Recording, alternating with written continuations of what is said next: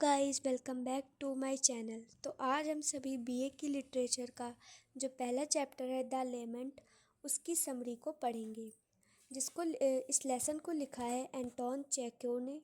और इसकी समरी कुछ इस तरीके से है। Iona and its son Kuzma Ionich are very close and affectionate. Iona इस जो पूरी ये जो स्टोरी है इसका मेन कैरेक्टर है। और इसमें ये है कि आयोना और उसका बेटे का नाम है कुज्मा आयोनिच।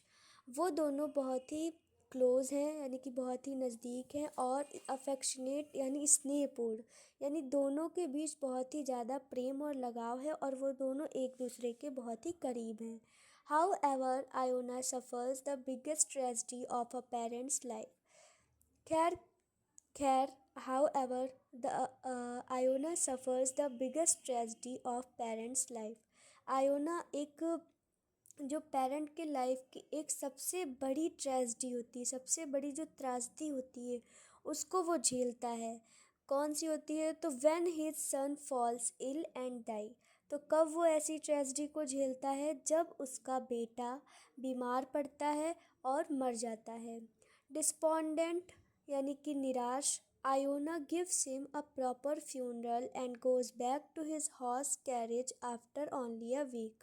यानी निराश जो आयोना है वो अपने बेटे को एक प्रॉपर फ्यूनरल यानी उसका अंतिम संस्कार करता है, और फिर उसके एक हफ्ते बाद ही वो अपनी जो गाड़ी है, घोड़ा गाड़ी, उसको लेकर चल देता है। क्योंकि अब वो किसी के जाने से कोई भी काम आपका नहीं रुकता है।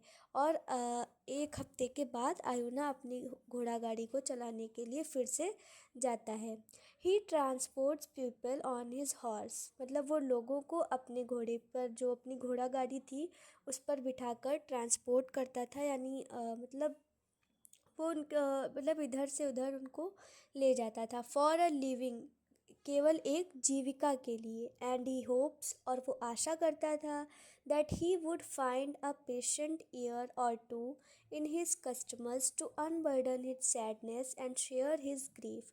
यानी कि वो ऐसी आशा करता था कि वो कोई एक मतलब एक ऐसा सब्र भरा और संयमी कान, एक या दो कान, यानी यहाँ पर मतलब है वो कोई ऐसे दो धैर्यवान लोगों को, एक या दो धैर्यवान लोगों को पा जाएगा, जिन मतलब उसके ग्राहकों में से, और उनसे अपने दुख और अपनी तकलीफ़ को कहकर अपने बोझ को वो हल्का करेगा।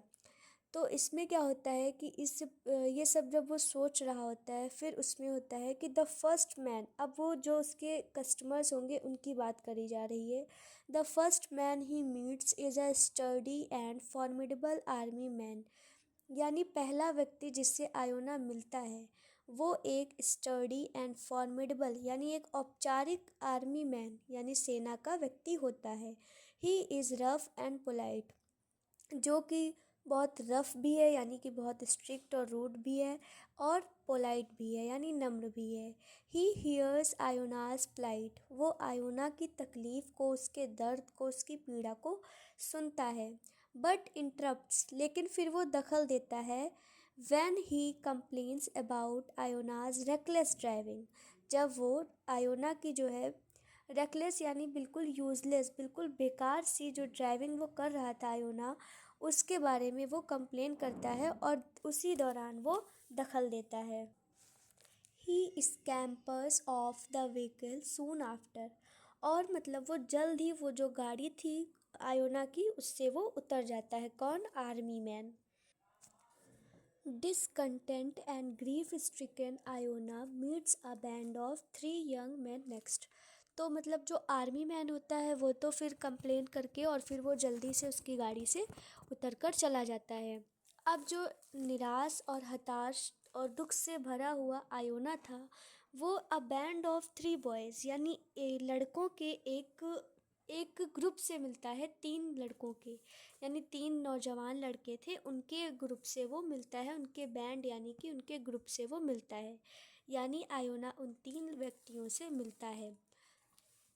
ही invites them on board even though they are heavy intoxicated, यानी हैवली इंटॉक्सिकेटेड, यानी जो आयोना है वो उन्हें अपनी गाड़ी पर बुलाता है कि आप इस पर बैठिए, मैं आपको ले चलूँगा आपको जहाँ जाना है।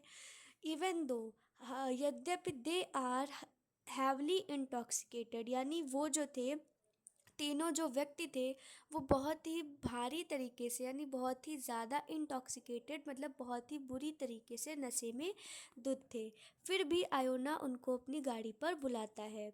आयोना नैरेट्स हिज सैड स्टोरी, और आयोना अपनी जो दुखद कहानी है उसको कहना, मतलब उसको कहने लगता है, वो उसको वर्णित करता है।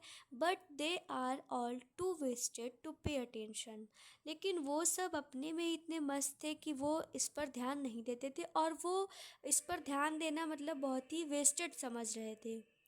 One of them tries to soothe Iona by saying that everything dies the in the end, यानी उन तीनों में से जो एक था, one of them tries to soothe Iona, वो आयोना से कहता है, आयोना को ये समझाने का मतलब प्रयास करता है, या उसको सूद करने का प्रयास करता है, से बाई सेइंग, ये कहते हुए, दैट कि everything dies in the end, यानी कि everything dies in the end, यानी कि प्रत्येक चीज़ मर जाती है अंत में, यानी अंत सभी का मृत्यु है। But it was more related to his own sad condition that to Iona's agony and loss, लेकिन ये जो चीज़ थी, ये उसके अपने दुख से, अपनी जो दुखी स्थिति थी उससे ज़्यादा रिलेटेड था, दैट टू आयोनास, आयोना के एगोनी, यानी उसकी पीड़ा, उसकी व्यथा और हानि से परे, यानी कि जो बात ये उसने कही थी, तो ये उसकी अपनी सिचुएशन से, आयोना के दुख से और पीड़ा से ज़्यादा रिलेटेड था। आयोना मीट्स अ डिलीवरी गाय, अब पहले वो आर्मी मैन से मिला, फिर इन तीन बॉयज़ से मिला, फिर अब वो जो है एक डिलीवरी गाय से मिलता है। बट लेकिन he also dismisses him by claiming he is in a rush to complete a job, वो भी उसको इग्नोर करता है। वो डिलीवरी गाय ये दावा करते हुए उसको ये कहता है, ये दावा करते हुए कि he is in a rush to complete a job, यानी वो जल्दी में है उसे एक जॉब को, यानी वो कहता है कि मतलब मैं एक जॉब को कंप्लीट करनी है मुझे, और मैं जल्दी में हूँ। Unrequited and disturbed Iona decides to return to the stables, अब जो मतलब परेशान आयोना है, वो जो स्टेबल्स यानी अस्तबल वापस जाने का निश्चय करता है। देयर ही मीट्स अ कैबमैन, और यहाँ वो एक कैबमैन से मिलता है। Iona opens up to him about his son's मतलब ultimately death, but the man falls asleep in the middle of Iona's words, यानी कि जो वो अस्तबल में वो कैबमैन से मिलता है, और आयोना अपना जो दुख है वो उसके सामने खोलने लगता है, अपने मतलब अपने बेटे की आकस्मिक मृत्यु के बारे में। बट द मैन, लेकिन जो व्यक्ति है वो सो जाता है in the middle of Iona's words, लेकिन मतलब वो सो जाता है, मतलब आयोना के जो शब्द होते हैं वो कहता रहता है, और उसके कहते कहते ही वो जो कैब मैन है वो सो जाता है बीच में ही, यानी आयोना की बात पूरी नहीं हो पाती है। This feels like a punch to the gut for Iona, और वो एकदम एक पंच के समान लगता है आयोना को। एंड ही डिसाइड्स, और वो सोचता है, निश्चय करता है, टू फीड हिज हॉर्स, अपने घोड़े को मतलब भोजन खिलाने का। सम हे, अब घोड़ा क्या खाएगा, तो घोड़ा खाएगा भूसा, हे को कहते हैं भूसा। तो अब जो आयोना है वो निश्चय करता है अपने घोड़े को थोड़ा भूसा खिलाने का। वाइल ही इज़ अलोन, जिस दौरान वो अकेला है। विद हिज मतलब वो अपने जो घोड़ा है उसको भूसा खिलाता है। अब वाइल ही इज़ अलोन, मतलब जब वो अकेला है, विद हिज लॉयल हॉर्स, अपने वफादार घोड़े के साथ, he pours his heart out to the animal, वो अपने हृदय को अपने घोड़े के सामने, अपने जानवर के सामने खोलता है। The horse listens to Iona patiently, the horse मतलब लिसन्स टू आयोना पेशेंसली, जो घोड़ा होता है वो आयोना को बहुत ही धैर्य के साथ सुनता है, एज इफ, मानो कि trying to console his master, वो अपने मालिक को कंसोल करना चाह रहा हो, यानी कि वो अपने मालिक को सांत्वना देने का प्रयास कर रहा हो। फाइनली आखिरकार, इवन दो, यद्यप in a crowd of 1,000 people, हजारों लोगों की भीड़ में, Iona finds it impossible to find a compassionate heart. Iona जो है फाइंड्स इट इम्पॉसिबल, आयोना इस चीज़ को असंभव पाता है to find a compassionate heart.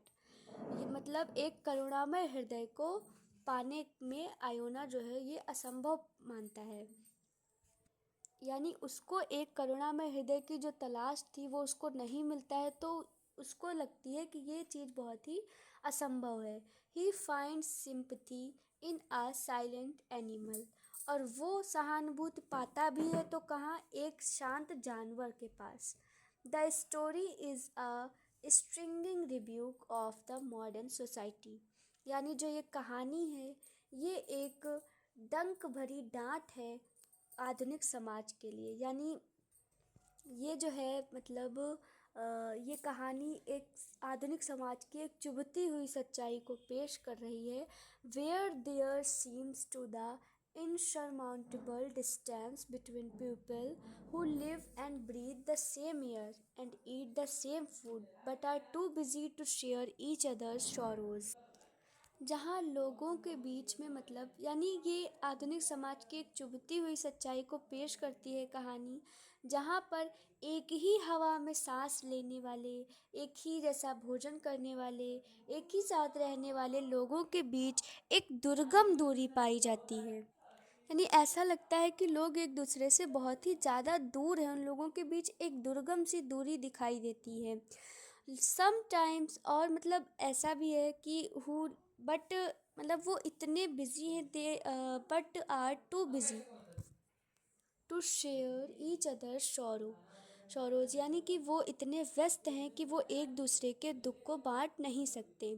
Sometimes all it takes is patience and good intentions, यानी कभी कभी जो है धैर्य की और एक अच्छे इरादों की बहुत ही ज़्यादा ज़रूरत होती है। But they seem to be getting rare to find, लेकिन ये मतलब बहुत ही दुर्लभ होते जा रहे हैं। इनको पाना, इनको प्राप्त करना बहुत ही ज़्यादा दुर्लभ होते जा रहे हैं। यानी इसमें कह रहा है कि कभी कभी मतलब बस धैर्य और अच्छे इरादों की ज़रूरत होती है, लेकिन ये चीज़ें दुर्लभ होती जा रही हैं। तो ये आयोना वाला लेसन था, इसका नाम है द लेमेंट और इसके राइटर हैं एंटोन चेको। और ये बहुत ही इमोशनल और बहुत ही मतलब प्यारा लेसन है जो कि आधुनिक समाज की सच्चाई को पेश करता है कि लोग इतने व्यस्त हो गए हैं कि उनके पास एक दूसरे के दुख को शेयर करने का भी टाइम नहीं है। लोग डिप्रेशन में चले जाते हैं, वो अपनी बातें किसी से कह नहीं पाते हैं। कभी कभी वो कह नहीं पाते हैं, कभी कभी सामने वालों के पास समय ही नहीं होता है कि वो उस इंसान को चुने और मतलब सुने। और जब वो इंसान समस्याओं से अपनी खुद लड़ता है और खुद लड़ते लड़ते हार जाता है और फिर कोई मतलब अपनी ज़िंदगी खो देता है, तब लोगों के पास बहुत समय होता है उसके लिए रोने का, उसको याद करने का। यही समय अगर आप उसको जीते जी दे दें तो शायद वो ऐसा कदम ना उठाए। तो ये लेसन बस इतना ही बताता है कि कभी कभी जब आप किसी को परेशान देखें, उदास देखें, समस्याओं से जूझते, हालातों से लड़ते देखें, तो उसका साथ ज़रूर दें। उससे मतलब अगर आप कुछ नहीं कर सकते तो उससे बात ज़रूर करें, उससे पूछें कि उसको क्या तकलीफ़ है। और सिर्फ पूछें ही नहीं, उसके दुख को समझें, उसके दुख को सुनें और फिर जो उचित हो वो उसे समझाएं। अपनी एक अपना यानी सारे रिश्तों को अगर छोड़ दिया जाए और केवल मानवता के रिश्ते को देखा जाए, तो उस नाते आप उसको कंसोल करें और उसको ट्राई करें कि वो अपने दुख को थोड़ा सा मतलब वो कवर कर सके, वो उस चीज़ से जो चीज़ उसको ज़्यादा परेशान कर रही है वो धीरे धीरे उससे रिकवर हो सके। तो आई होप गाइस आप लोगों को ये लेसन पसंद आया होगा।